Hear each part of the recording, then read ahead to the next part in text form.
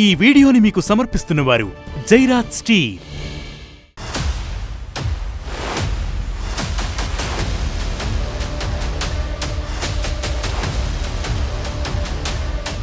ఆత్మనిర్భరత సాధించేందుకు వడివడిగా అడుగులు వేస్తున్న భారత్ ఈసారి బడ్జెట్లో ఇందుకు పెద్దపీట వేసింది. డిఫెన్స్ రంగంలో భారీ కేటాయింపులతో పాటు పలు పన్ను మినహాయింపులిచ్చింది. ఇవి యాదృశ్చికంగా తీసుకున్న నిర్ణయాలు కావు, భారత్ భవిష్యత్తును దృష్టిలో పెట్టుకుని తీసుకున్న డెసిషన్స్. అందుకే డిఫెన్స్ కు ఏకంగా 7.85 లక్షల కోట్లను కేటాయించారు. ఇందులో 1.85 లక్షల కోట్లు ఆర్ముడ్ ఫోర్సెస్ ను అప్గ్రేడ్ చేసేందుకు ఇచ్చినవి. ఇది గత ఏడాదితో పోలిస్తే 24% ఎక్కువ. డిఆర్డీఓకి ఈసారి 29,100 కోట్లు కేటాయించింది. అంతేకాదు సివిలియన్ ట్రైనింగ్ లేదా ఇతర ఎయిర్ క్రాఫ్ట్స్ తయారీకి ఉపయోగించే పరికరాలపై ఉండే బేసిక్ కస్టమ్స్ డ్యూటీని తొలగించింది. అలాగే మెయింటెనెన్స్, రిపేర్లకు ఉపయోగించే ఎయిర్ క్రాఫ్ట్స్ పార్ట్స్ ముడిసరుకులపై ఉండే బేసిక్ కస్టమ్స్ డ్యూటీని కూడా రద్దు చేసింది. అలాగే ఈసారి ఎయిర్ ఫోర్స్ మీద ఫోకస్ పెట్టింది. ఆపరేషన్ సింధూర్ సమయంలో వాయుసేన కీలక పాత్ర పోషించడంతో దానిని మరింత పటిష్టం చేయాల్సిన అవసరం భారత ప్రభుత్వానికి స్పష్టంగా కనిపించింది. అందుకే ఇప్పుడు కేటాయించిన బడ్జెట్లో 3.25 లక్షల కోట్లతో 114 రఫేల్ యుద్ధ విమానాలు కొనుగోలు చేయాలని ప్లాన్ చేస్తోంది. ఒకవేళ ఈ డీల్ ఓకే అయితే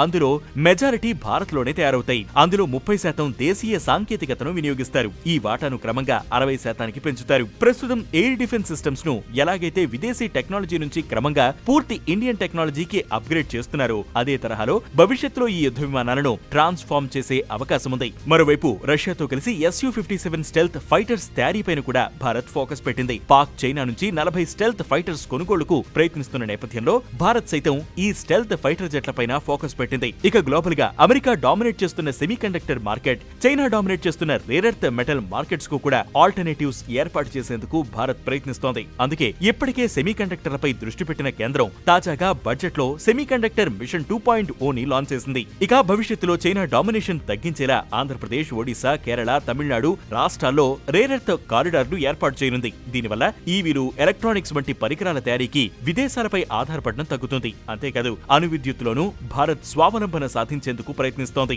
ఇందుకోసమే న్యూక్లియర్ పవర్ ప్రాజెక్టులకు సంబంధించి వాడే పరికరాలపై దిగుమతి సుంకం మినహాయింపును 2035 వరకు పొడిగించనున్నట్లు ప్రకటించింది. 2047 నాటికి దేశంలో అటామిక్ ఎనర్జీ కెపాసిటీ 100 గిగావాట్లకు చేర్చాలని భారత్ లక్ష్యంగా పెట్టుకుంది. ఇలా భారత్ ఆత్మనిర్భరత కోసం వేసిన వ్యూహాల అమలుకు స్పీడ్ పెంచింది. ఈ నిర్ణయాలు భవిష్యత్తులో కీలక పాత్ర పోషిస్తాయని విశ్లేషకులు చెబుతున్నారు.